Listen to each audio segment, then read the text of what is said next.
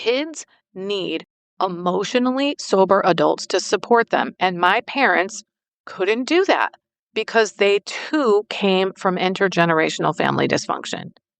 Now, the impact of all this is that I have become emotionally available to myself.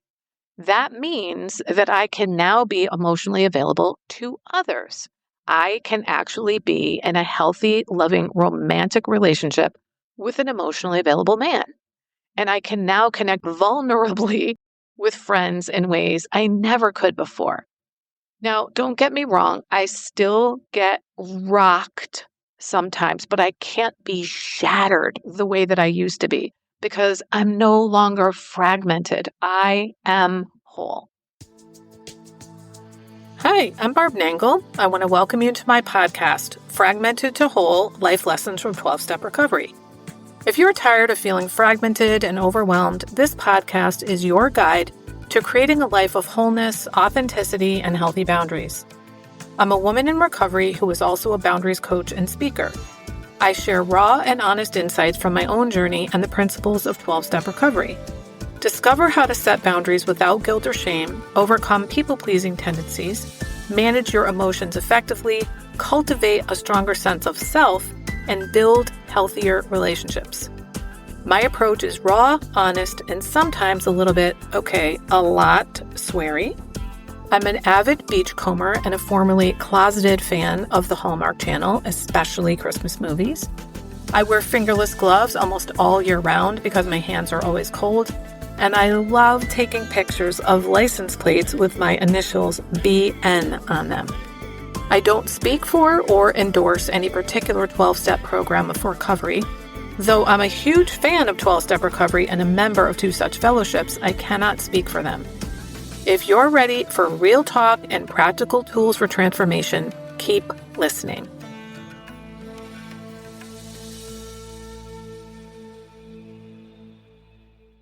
This is episode 316, How to Backfill the Love You Didn't Get as a Child. When I got into recovery, I thought I liked myself. I didn't think I had low self-esteem.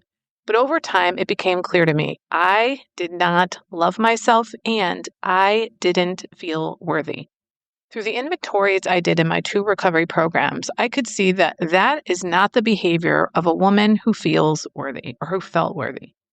In the ACA Big Red Book, which is the fellowship text technically named Adult Children of Alcoholics, I remember reading that you can backfill the love you didn't get as a child. And I was like, wow, what? That's a thing? I didn't know that was possible. That is one of the lines in that book that has stood out to me the most. Recovery showed me that I abused and neglected myself physically, psychologically, emotionally, spiritually. I stayed in toxic relationships and workplaces. I put up with abuse from bosses, colleagues, sweethearts, and others. I had this internalized belief from my family that you just put up with shit. That is how life works. I didn't realize I didn't have to take all that crap. For example, my tolerance for chaos and dysfunction is such that I just realized a few weeks ago at age 62 that my older brother bullied me. It came up in an IFS session. If you don't know what that is, it's called Internal Family Systems Therapy. It's an amazing modality, especially if you're an adult child. Now, I never saw this in that way before. He was bullied, so I saw him as a victim, not a perpetrator. He was small, smart, and mouthy, and he was bullied so badly in the 4th and 8th grade that my parents and the school had to intervene. Now, back then, this was in the 70s, bullying was not talked about in the consciousness of the community the way that it is today. So that was a huge deal. Now, he was always bullied throughout his school years and possibly into his adult life. But those 2 years in particular was especially bad. So I deeply internalized Steve is the one who got bullied, as if only one person per family can get bullied. Now, it makes sense now that he bullied me because he was bullied and he passed on what was done to him to me. Shit rolls downhill. but I didn't know that I deserved better or that any of this was really happening. I think of myself as having backfilled the love I didn't get as a child as happening for me in two main ways. One is loving myself as adult Barb, taking much better care of myself, staying out of harm's way and out of toxic situations and relationships, and basically having healthy boundaries. I treat myself as if I am beloved because I am. I require that kind of treatment from others too. If people can't treat me that way, I don't stay around them. Thank you, healthy boundaries. And then the other main way that I backfill the love is through my reparenting and inner family work. Now, I started loosely and the reparenting at the beginning of ACA. I don't even think I knew that was what I was doing. And I'm not going to dive into that fully here because I've covered this in quite a few other episodes. But one thing that really, really helped me, which I highly recommend, is that in the first year of recovery, I got a photo of me at age 3 that I absolutely love, and I looked at it every day. And for about a year, I just sort of organically started singing a song to myself daily. And in it, I was apologizing to her, promised her that I'd be there in the future. And I really don't even think I realized for a couple of years just how impactful that practice was. So if you can get a hold of a picture of yourself as a child and look at it regularly and really empathize with that child, it will do wonders. Now, today I have that photo at the ready. It's on my phone, on the back, whatever it's called, the desktop on the phone. I have it on my altar, on the top of my dresser. I even collected photos of my inner family and have put them together in a family portrait thanks to AI. And I'm having it printed on cloth from somebody on Etsy. And it's on the way to me in the mail right now. And I'm going to sew it on the back of my self-love pillow so that I can actually hug my inner family in the outer world. Now, the last 2.5 years of my reparenting and inner child work has deepened greatly. I've had consistent, conscious contact with my inner children practically every day, sometimes even up to 30 minutes. And I check in with them like, how are you feeling? What's going on? What do you need today? What do you want to do today? And it has made a massive difference. They say if you want to get to know somebody, spend time with them. So if you want to get to know your inner children, then you spend time with them. Now, in caring for my inner children, I listen to them. I let them feel whatever they're feeling, and I let them speak and say whatever they need to say. Now, I don't let them do everything. There are some boundaries. For example, at one point, my inner 11-year-old wanted to dress like a cowgirl with the hat, the bandana, the holster, toy guns, and I was yes to most of it, but I said no guns. That's the only boundary that I can think of so far that I've set. But mainly, I just let them be. I'm in charge, but I'm loving and attentive. And I also call on my inner loving parents when I need extra support, when I don't seem to be able to comfort them or when adult Barb needs support. I've also rewritten childhood memories by going back through traumatic events in my mind, but this time with my loving parent or parents present. Sometimes they intervene and stop what's going on. Sometimes they change it entirely. And sometimes they just translate it into kid language for me and, explain what's going on. Explanation alone is so powerful. Growing up, I realize now that I was fucking confused all the time about so many things.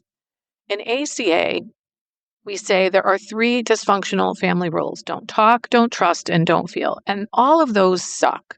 But for me, the don't talk rule was especially damaging because I wasn't allowed to ask questions. I wasn't allowed to get clarity. And just having things explained in kid terms now feels deeply loving.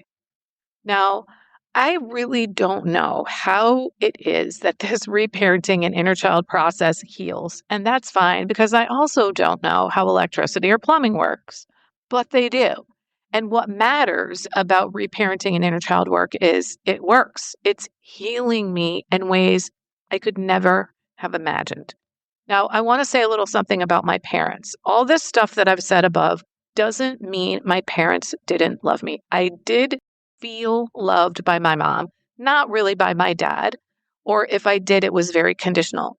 But my mom was also codependent AF. And our family revolved around my dad and what he wanted and needed and what he was feeling. Now, my mom was strong, but she still kowtowed to him for many years. After their divorce, she had a much more relaxed life. My parents just weren't able to love me the way that I wanted, needed, and deserved. I wanted to be seen, encouraged, affirmed, and I especially wanted to be validated, like what I was experiencing was real. And I wanted help in processing of my emotions. Of course, I didn't know that then. I know that now. Kids need emotionally sober adults to support them. And my parents couldn't do that because they too came from intergenerational family dysfunction. Now, the impact of all this is that I have become emotionally available to myself. That means that I can now be emotionally available to others. I can actually be in a healthy, loving, romantic relationship with an emotionally available man. And I can now connect vulnerably with friends in ways I never could before. Now, don't get me wrong, I still get rocked sometimes, but I can't be shattered the way that I used to be because I'm no longer fragmented. I am whole. Now, the last 2 years have been especially difficult for me. I don't think it's a coincidence that it's happening during the time that my inner child work has deepened. I've had episodes where I've literally laid on the floor, letting feelings roll through me. And it's been kind of dramatic, but I'm talking about seconds here, not hours. Now, that kind of stuff never happened in years past, but I also numbed for decades. So I'm finally thawing out and becoming able to actually feel my feelings. But now they end and they don't kill me, which is what I used to feel like. Before recovery, I cried sometimes for months on end, but I always did it alone and isolated. And now I'm able to cry in front of other people, and it actually lifts some of the sorrow for me, which is amazing. But I also feel my feelings and they pass. Most of the time, I'm emotionally sober. I know how to care for myself. I'm getting better at knowing, is this an inner child issue? Is this an adult Barb issue? The clarity comes because I check in regularly. Now, I want to end by saying no matter how old you are, no matter how messed up your childhood was, you can backfill the love you didn't get. If you don't know how, you can learn. That's what recovery is for. That's what sponsorship, coaching, and therapy are for. That's what support groups are for. If you're in ACA and you identify as an adult child and you want help learning how to do this, I offer an ACA mentoring program called Groundwork, Anchoring Your ACA Recovery.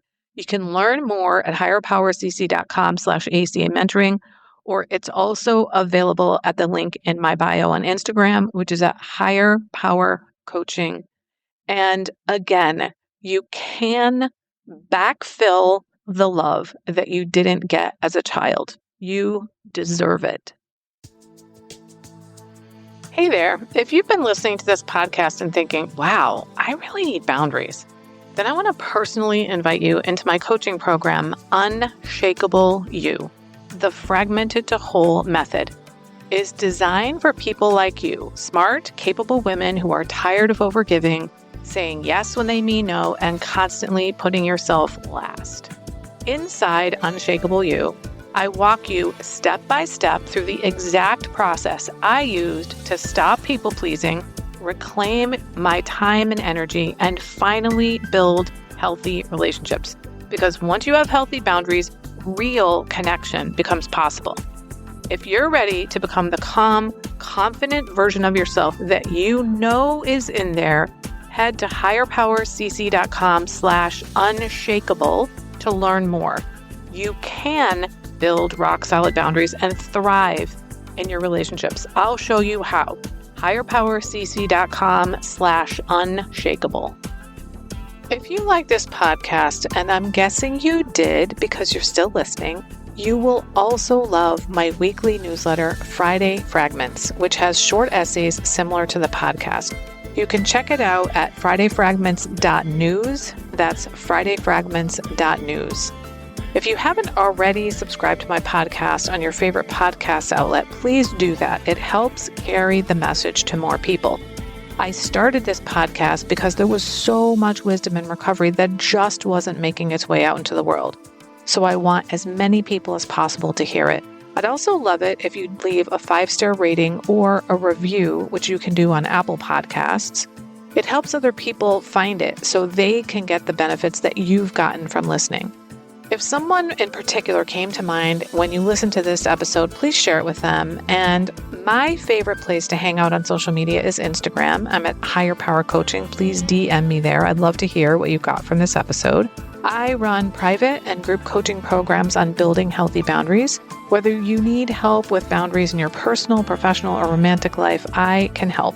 Head on over to barbchat.net where you can get on my calendar for a free 30-minute Better Boundaries consultation. I also do short-term situational coaching to help people make it through specific situations they're going through, such as divorce, empty nesting, preparing for retirement, or any phase where their identity is shifting. Regardless of the type of coaching, my ideal client is someone who is ripe for change. If that's you, I'd love to work with you. My goal with all my work is to help you make lasting changes in your life, like I've made deep, lasting changes in my life. Remember, it's never too late to recover. No one is beyond hope, and healing is possible. Thanks for listening.